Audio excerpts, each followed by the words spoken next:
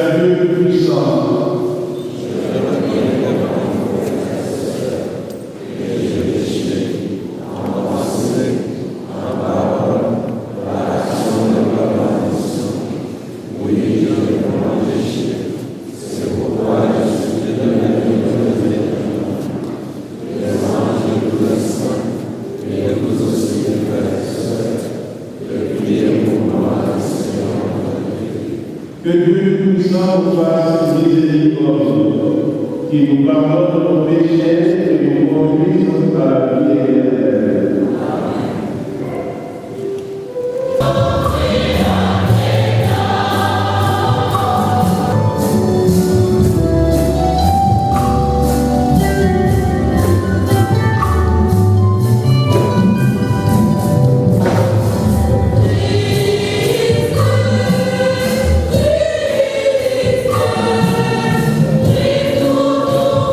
Yeah.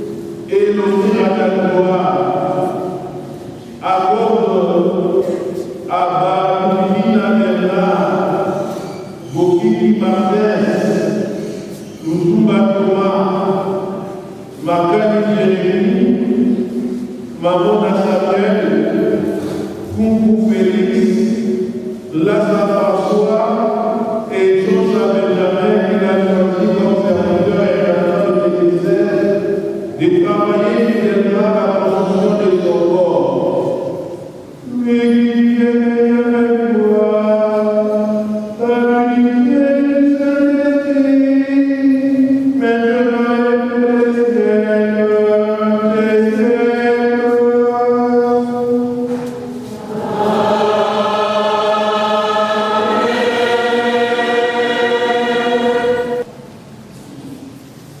Mes petits enfants, ne vous laissez égarer par personne. Celui qui vit selon la justice est juste comme lui, Jésus est juste. Celui qui commet le péché appartient au diable. Car depuis le commencement, le diable est pécheur. C'est pour détruire les œuvres du diable que le Fils de Dieu est apparu. L'homme qui est né de Dieu ne commet pas le péché, car ce qui a été sémé par Dieu demeure en lui. Il ne peut donc pas pécher, puisqu'il est né de Dieu. Voici comment on distingue les enfants de Dieu et les enfants du diable. Celui qui ne vit pas selon la justice n'appartient pas à Dieu, et pas davantage celui qui n'aime pas son frère. Frères et sœurs, telle est la parole du Seigneur.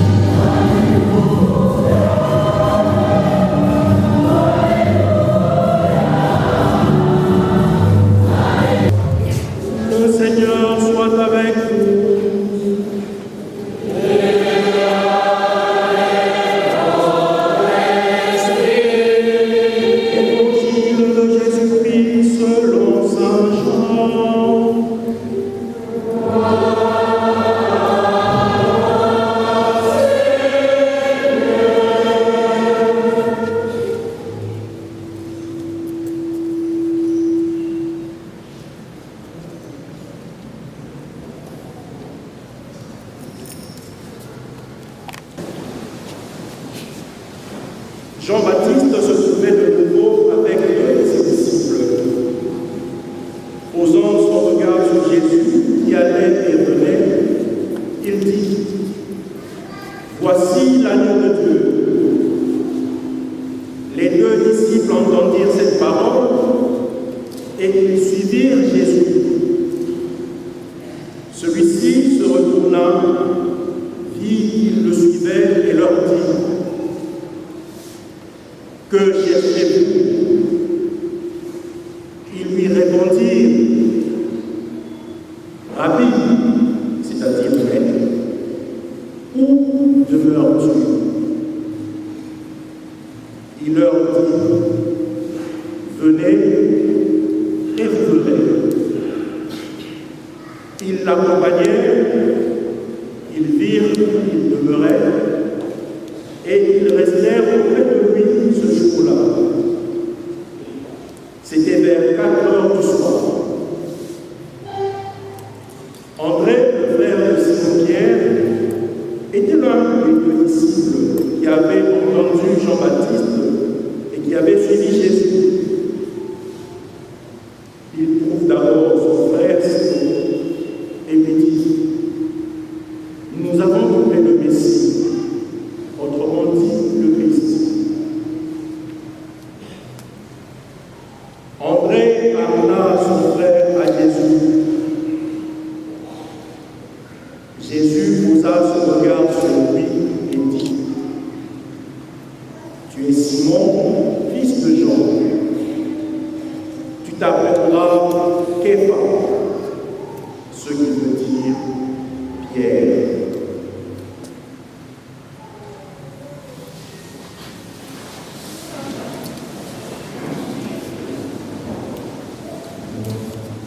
Acclamons la parole de Dieu.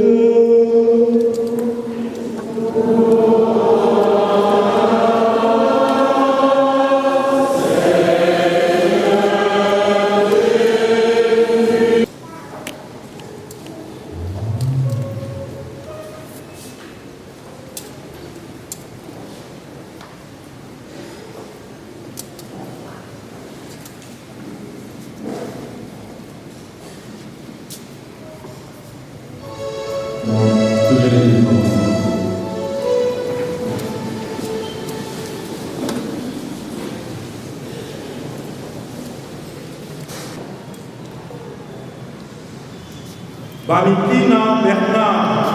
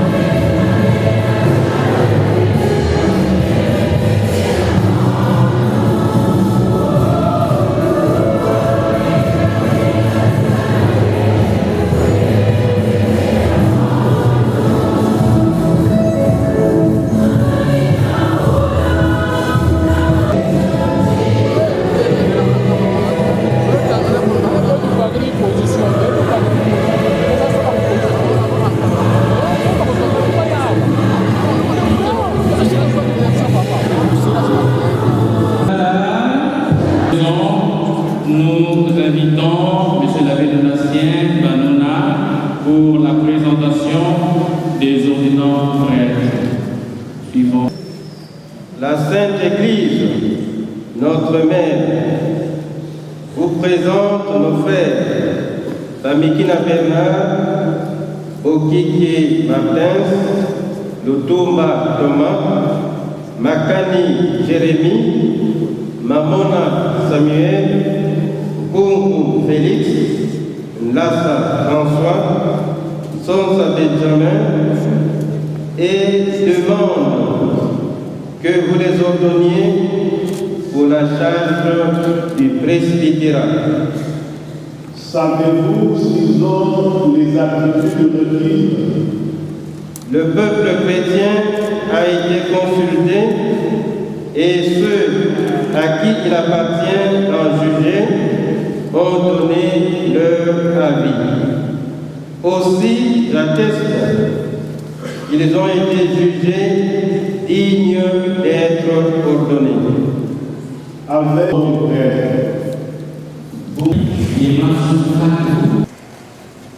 Umasona mama santu lelo tuwidi unaza kuzimbote ibokolo bubilani bitedi Yesu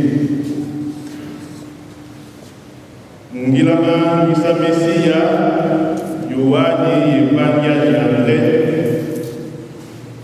bawa yebalanda Yohani motika mutakuwe Mubilungu bilanda Yohani motika mususula Yesu kubao ukosamu nande yani kimemekinzabi munatakwina Yohani yande babu Mesia bavigi elongi kwe uzingila ubanyufu Yesu sala kuna bawa ngana bazinga kitwani yake munakabana kutono. Bien-aimés dans le Christ, shalom. Nos frères que voici ont été appelés à l'ordre sacerdotal.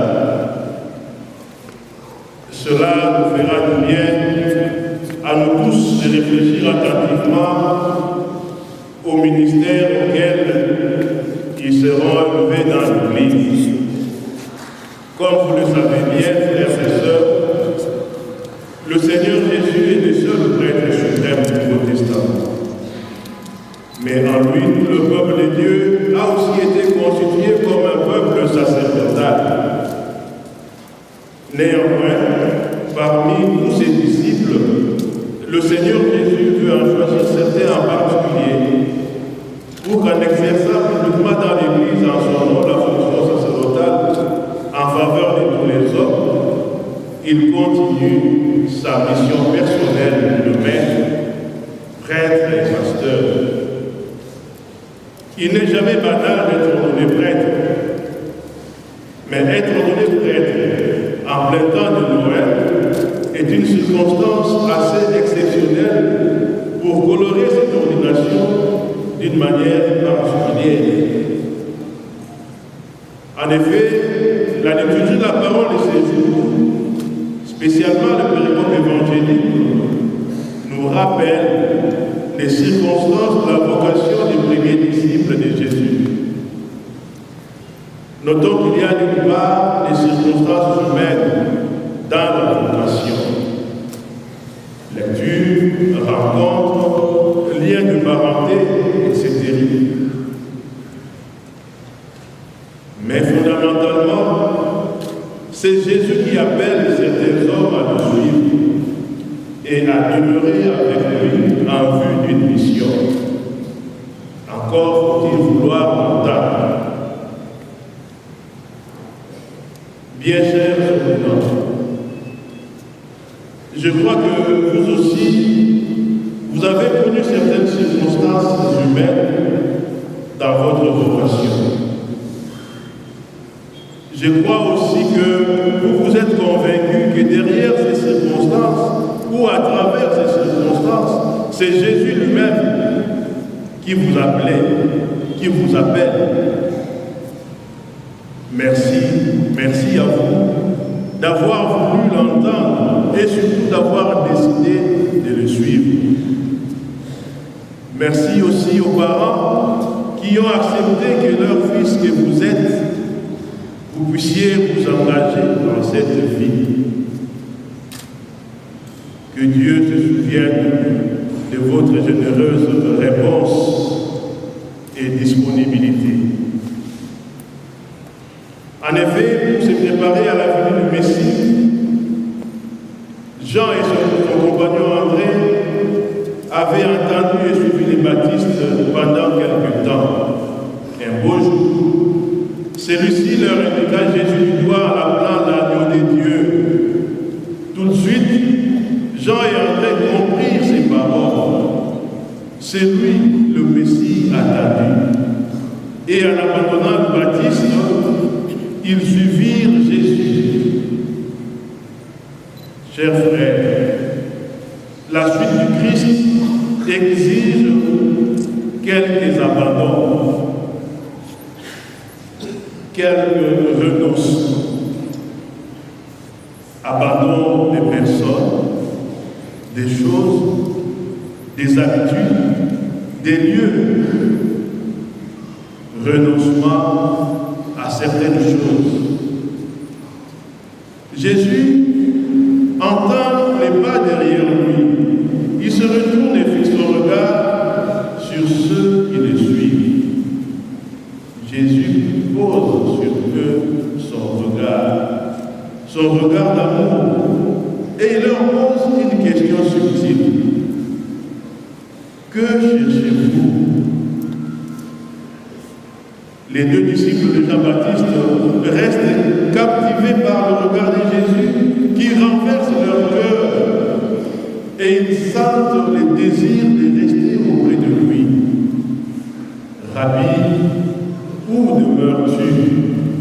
lui demande-t-il. La question des disciples montre bien qu'ils n'étaient pas à la recherche de quelque chose, comme Jésus le suggérait, mais c'était pour vérifier quelque chose d'important. La réponse des disciples montre que ceux-ci sont bien à la recherche de quelqu'un, de Jésus, pas de ce que Jésus peut donner pour leur intérêt personnel.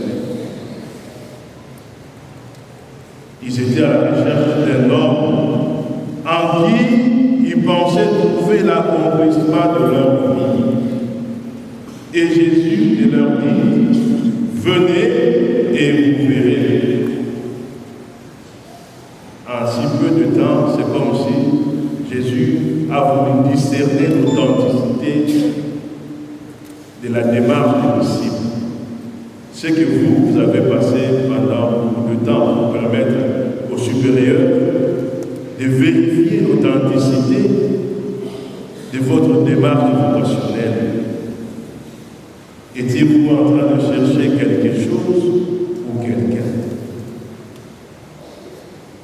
Oui, nous ne sommes que des hommes. Nous ne voyons pas le tréfonds des cœurs. Seul Dieu peut voir cela, lui qui sonde les cœurs vulnérables. Mais nous croyons que votre démarche est sincère et authentique. Jésus vous invite à le suivre. Jésus vous invite à le regarder. Jésus vous invite à le contempler. Et Jésus vous invitera à aller parler de lui, à aller l'annoncer, un peu comme les disciples le feront. Ils y vont, les disciples regardent Jésus en l'écoutant. Et à la tombée du jour, cette nuit, ils restent auprès de Jésus. C'est l'heure de l'intimité et des confidences, l'heure d'amour partagé. Il demeure avec lui jusqu'au lendemain. J'espère que comme Jean et André, nos frères ici présents, qui ont suivi Jésus pour lui-même et non pas pour quelque intérêt éphémère et passager, ont pris le temps pendant le séminaire de rester auprès de Jésus. Ces temps, ils ont continué en stage, là où ils étaient. Oui, l'agneau de Dieu. Vous êtes entrés à l'école de l'agneau de Dieu. Je ne veux pas m'étendre sur ce que cela signifie. Jean et André ont tout compris. quand le Baptiste, montrant Jésus du doigt, dit « Voici l'agneau de Dieu ». Ce n'était pas une expression nouvelle. Ça charriait toute l'histoire. Ça avait toute sa densité symbolique. L'agneau, c'est celui qui va prendre sur soi les péchés des autres pour les sauver. Vous êtes entrés à l'école de l'agneau de Dieu, de celui qui accepte de souffrir à la place des pécheurs, de celui qui se donne pour que les autres puissent avoir la vie. Oui, l'agneau de Dieu, c'est le pasteur qui s'est fait brebis. L'agneau de Dieu, c'est Jésus le Messie, dont vous devenez aujourd'hui intendant et dispensateur de ces mystères. Vous avez suivi l'agneau de Dieu et l'agneau de Dieu vous a fait entrer à son école. Lui qui est doux et humble de cœur. Bien-aimé dans le Christ, il arrive que nous cherchions Jésus sans toujours savoir vraiment qui il est, ni où il est. Oui, nombreux sont à la suite du Seigneur, mais pour un peu de temps seulement, ils se découragent vite, puisqu'ils n'ont pas compris qui Jésus était pour eux. Ils n'ont pas découvert cet ami intime. Ils sont restés au niveau superficiel de ce qui s'est dit. Ils n'ont pas eu le temps de rester avec lui. Ils ne se donnent pas le moyen pour connaître Jésus. Voilà pourquoi ils peuvent facilement l'abandonner. Surtout quand leurs idées ne correspondent plus à ce que Jésus leur demande. On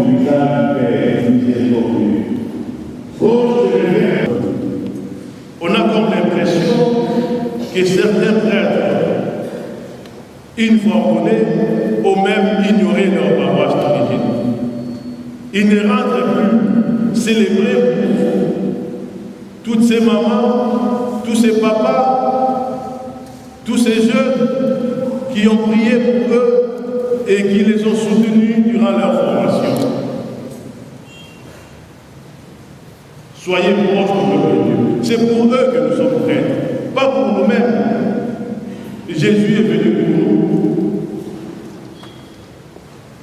Et il nous envoie pour le représenter auprès des autres. Soyons proches de Dieu. Soyez proches de l'évêque. Soyez proches les uns des autres. Et soyez proches du peuple de Dieu. Il veut bien vous avoir à ses côtés. Ayez toujours devant les yeux l'exemple du bon pasteur qui n'est pas venu pour être servi, mais pour servir et pour chercher et sauver ce qui était perdu. Bien-aimés frères et sœurs, vous aurez remarqué que la parole de Dieu aujourd'hui est exigeante. Mais le Seigneur ne nous demande rien qui soit au-delà de nos forces et de nos capacités. Quand il nous demande quelque chose, lui le premier nous donne la possibilité de l'accomplir dans notre vie. Puisse la très sainte Vierge Marie, humble servante du Seigneur, intercéder auprès de son Fils pour nous et pour notre Église particulière